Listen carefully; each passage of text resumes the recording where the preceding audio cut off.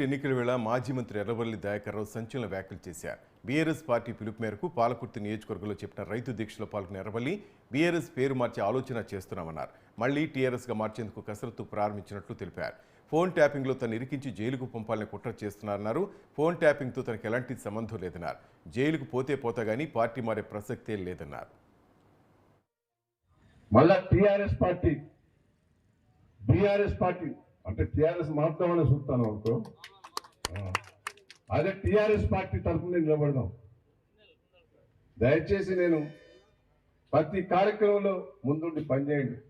ఏంటంటే రైతులు ఎంత మోసపడతారు, ఎంత ఇబ్బంది పడతారు. 10 ఏళ్ళు మనం నీళ్లు తెచ్చినాం, కరెంటు తెచ్చినాం, రైతులు ఎంబడి ఉన్నాం, రైతులను కాపాడుకున్నాం. ఏడుపు వస్తుంది ఒక్కొక్క రైతును చూస్తే, ఆ తండాలలో తిరుగుతాంట.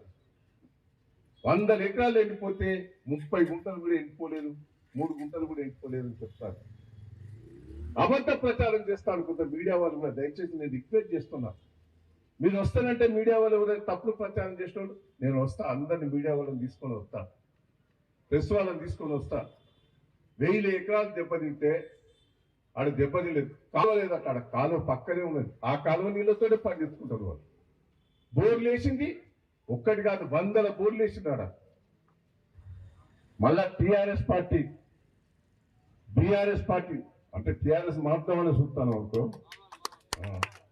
అదే టీఆర్ఎస్ పార్టీ తరఫున నిలబడదాం. దయచేసి నేను ప్రతి కార్యక్రమంలో ముందుండి పనిచేయండి.